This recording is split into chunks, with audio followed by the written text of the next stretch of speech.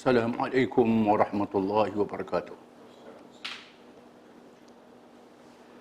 Bismillahirrahmanirrahim.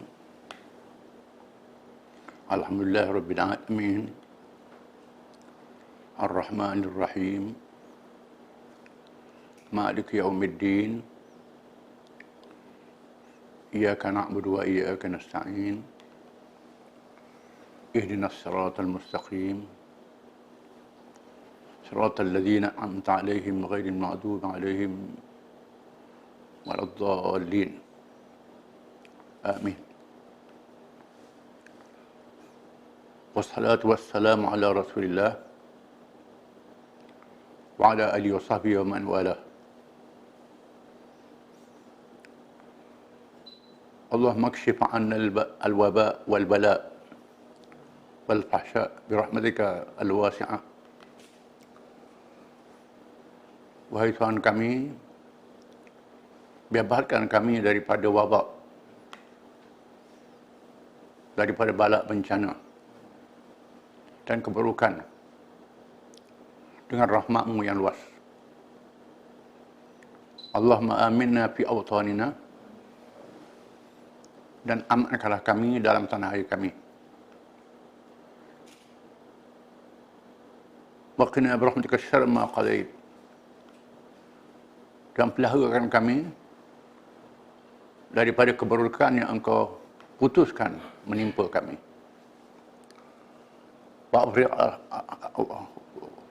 Wa'afirna bis sabri wa anta ma'as sabirin, dan curahkan kami sifat sabar, dan Engkau bersama dengan orang-orang yang sabar. A'udzu billahi minasy syaithanir rajim. Ahasibtum annama khalaqnakum abasa wa annakum ilaina la turja'un. Firman Allah Ta'ala, adakah kamu mengira kami ciptakan kamu, kami jadikan kamu begitu sahaja, tanpa apa-apa tujuan, padahal kamu tidak dipanggil balik kepada kami?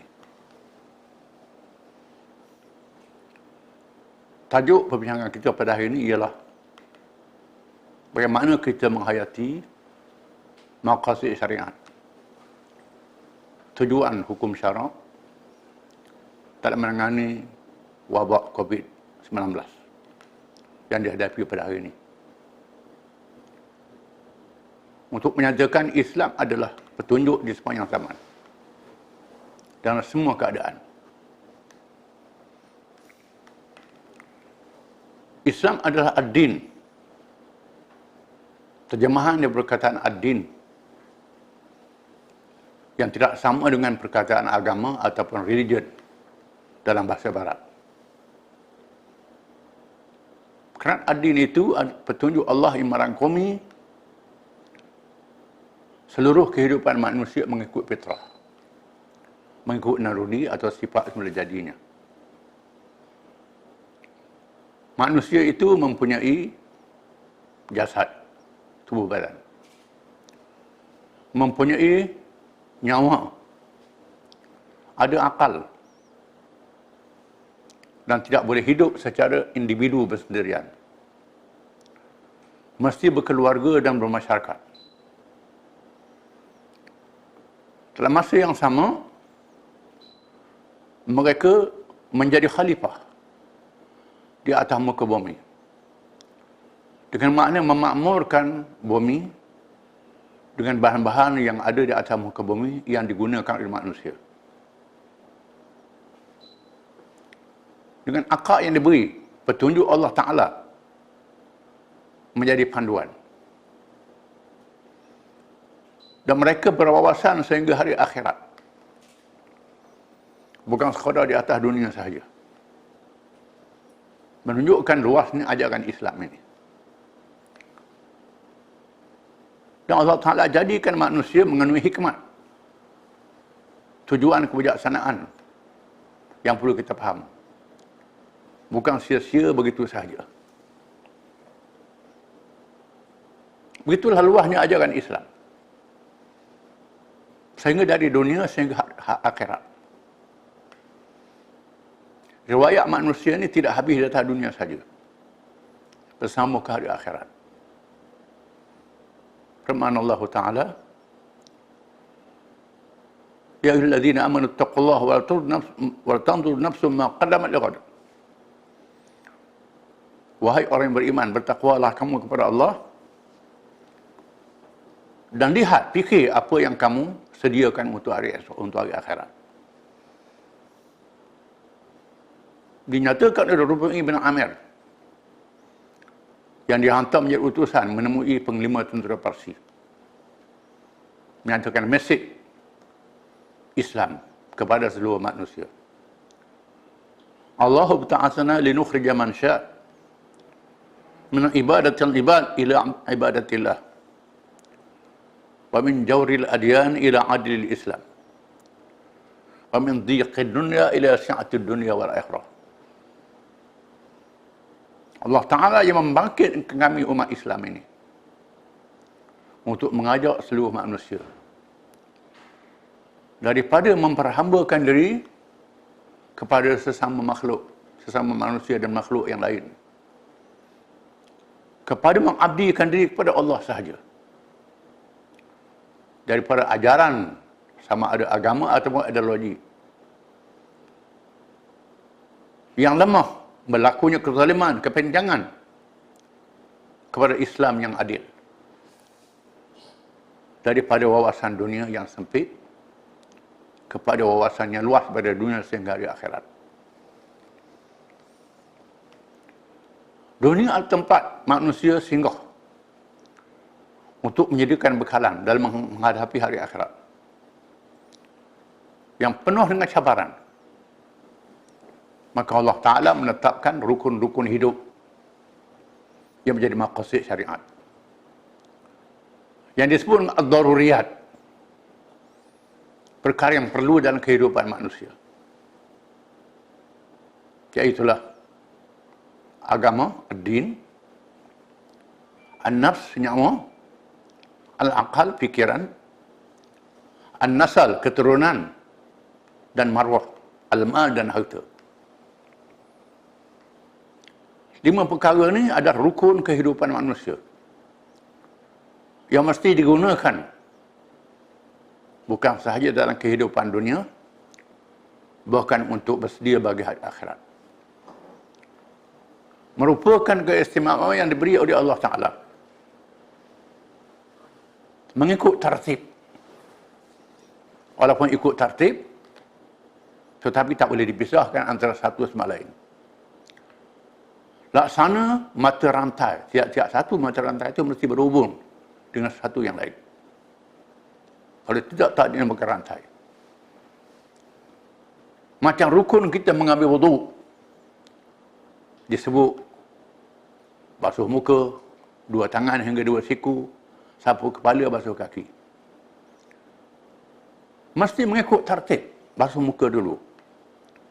Tak boleh basuh kaki dulu. Tetapi kalau basuh muka saja, tak basuh kaki, tak sah wuduk itu. Mesti ada semua. Itulah dia maqasid syariat. Manusia mesti memelihara agama yang menjadi petunjuk dan panduan ke rukun-rukun yang lain. Memelihara nyawa, memelihara akal, memelihara keturunan, marwah, dan memelihara harta benda. Mesti dijaga perkara-perkara ini. Kadang-kadang manusia menghadapi keadaan yang terdesak, menghadapi cabaran. Keadaan yang mencabar dinamakan keadaan darurat. Demi memelihara nyawa, Allah Ta'ala membenarkan dengan perintah agama. Perkara yang diharamkan mengikut agama diizinkan. Contohnya firman Allah Ta'ala, Innama harrama alaikumul matata wa dama wa lahmil khanzir wa ma uhilla bihi li ghairillah fa man ittara ghayra baghin wala 'adin fala isma 'alayh innallaha ghafurur rahim. Sesungguhnya diharamkan kepada kamu bangkai daging babi, darah, binatang yang disembelih bukan dengan nama Allah untuk pujaan, diharamkan. Namun sesiapa yang berada dalam keadaan darurat, Allah Ta'ala mengizinkan kepadanya memakan yang haram itu. Allah Ta'ala Maha Pengampun lagi Maha Penyayang. Dalam keadaan yang terdesak, tak ada makanan yang lain. Yang ada, makanan yang haram, seperti dari babi dan bangkai. Kerana nak jaga nyawa, maka Islam membenarkan makan yang haram itu. Dengan perintah agama. Bukan bermakna bila kita makan yang haram itu, sudah tak ikut agama. Agama memerintah begitu. Kerana Allah Ta'ala menentukan perintahnya mengikut kemampuan manusia. La yakadurullahu nafsan illa wus'aha, laha ma kasabat wa 'alaiha ma iktasabat. Allah Ta'ala tidak membambangkan manusia dengan perintah-perintah, dengan suruhan, melainkan apa yang mampu dibuat. Baginya apa yang buat daripada amal yang baik, dan baginya dosa amal yang jahat. Itu sempadan. Namun Allah Ta'ala tidak menyuruh manusia perkara yang tak mampu manusia tunaikan. Wa ma ja'alallahu fid din min haraj. Allah Ta'ala terjadikan agama itu perkara yang menyusahkan manusia. Tak mampu nak buat. Dihuraikan oleh hadis Nabi SAW dalam satu peristiwa. Apabila satu rombongan sahabat bermusafir dalam tugas menegakkan agama Allah. Tiba-tiba salah seorang daripada mereka mendapat luka. Mengikut adanya, kalau guna air, mati. Luka jadi lebih mudarat lagi, melarat. Sedangkan dia wajib mandi dan kena wuduk. Islam membenarkan tayamum. Pakai tanah, tak guna air. Tiba-tiba mereka membuat keputusan, mesti guna air. Kerana wuduk mesti diutamakan. Jangan tayamum. Tak ambil kemudahan yang diberi oleh agama. Kononnya kuat sangat agamanya. Lalu mereka menggunakan air, menyebabkan sahabat itu mati. Meninggal dunia. Maut. Bila sampai ke Madinah, mereka menceritakan kepada Nabi SAW. Nabi bersabda, qataluh. Mereka telah membunuhnya. Mengapa tak tanya? Di mana obatnya menanya orang yang tahu, kata Nabi. Hadis riwayat Abu Daud. Dan ulama-ulama hadis yang lain. Menunjukkan bahawa menjaga nyawa diizinkan mengambil kemudahan yang diberi oleh syarah. Itu mengikut agama, mengikut perintah Allah Ta'ala. Dalam menangani COVID-19 yang berlaku pada hari ini, kita perlu buktikan Islam adalah agama yang menjadi petunjuk sepanjang zaman. Dalam semua keadaan dan situasi. Bagi memelihara nyawa, di sana ada arahan-arahan yang kadang-kadang kita nampak zahirnya tak ikut perintah agama. Seperti dilarang sembahyang jemaat, dilarang sembahyang berjamaah. Namun boleh sembahyang di rumah, ada rukhsah. Kerana nak mengelak daripada wabak yang berbahaya ini. Lebih berapi yang membakar, merebak di seluruh dunia. Mengikut khabar-khabar yang mutawatir. Pakar-pakar yang ramai jumlahnya. Bukan saja orang Islam, orang bukan Islam, orang Islam pun ramai. Yang memberi maklumat yang sah, ilmu yang benar bahawa wabak ini bahaya, akan berlaku dengan perhimpunan ramai, akan berlaku dengan berhubung dengan cara tak ada peraturan. Maka demi untuk menyelamatkan nyawa daripada bahaya penyakit tersebut, diarahkan jangan sembahyang jemaat. Jangan sembahyang jemaah di masjid. Sembahyang di rumah. Ini rukhsah yang diizinkan oleh agama. Kerana dalam agama Islam itu mesti ada fiqh aulawiyat, fiqh muwazanat dan fiqh waqi'. Fiqh aulawiyat adalah fiqh melihat keutamaan, muwazanah pertimbangan, dan fiqh waqi', realiti. Aulawiyat ialah memelihara agama, nyawa, keutamaan. Kalau boleh dikumpulkan semua itu, hendaklah dikumpulkan. Termasuk mengorbankan harta benda. Dibelanjakan untuk menghadapi bencana ini. Ini aulawiyat, keutamaan. Projek-projek yang lain ditangguh dulu. Aulawiyatnya ialah menyelamatkan nyawa manusia. Projek pembangunan yang lain ditangguh. Nak menjana ekonomi dalam aspek yang lain ditangguh dulu. Kerana menyelamatkan nyawa manusia ini aulawiyat, keutamaan. Fiqh muwazanat, pertimbangan. Pertimbangan dibuat, agama dijaga, nyawa dijaga. Dua-dua dijaga. Di sana ada perintah agama yang mengizinkan, mengambil rukhsah, mengambil kemudahan. Kita pakai kaedah-kaedah yang diizinkan oleh syarak yang diajar oleh Nabi kita Muhammad sallallahu alaihi wasallam. Bahkan di sana ada kuasa yang diberi oleh Islam kepada kerajaan, kepada pemerintah. Sayyidina Uthman pernah menyebut, "Inna Allah yaza'u bis-sultan ma la yaza'u bil-Quran." Allah Ta'ala memberi kuasa kepada sultan, kuasa pemerintah. Apa yang tak disebut dalam Quran? Pemerintah boleh menggunakan kebijaksanaan dalam perkara yang tak disebut dalam Quran. Walaupun tak ada nas Quran secara detail, tapi nak melaksanakan hukum dibenarkan pada pemerintah untuk mempraktikkan maqasid syariat yang tersebut tadi. Maka pemerintah boleh membuat pertimbangan, bukan rakyat biasa. Bukan rakyat biasa. Memanglah Quran tak sebut detail. Kalau kita baca dalam Quran tu tak disebut tiap-tiap satu, taik lembu najis, taik kambing najis, taik ayam najis. Satu-satu disenadai. Bukan senadai begitu.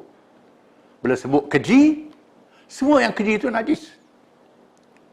Semua yang mudarat itu hendaklah ditolak. Yang maslahat, yang baik hendaklah diterima.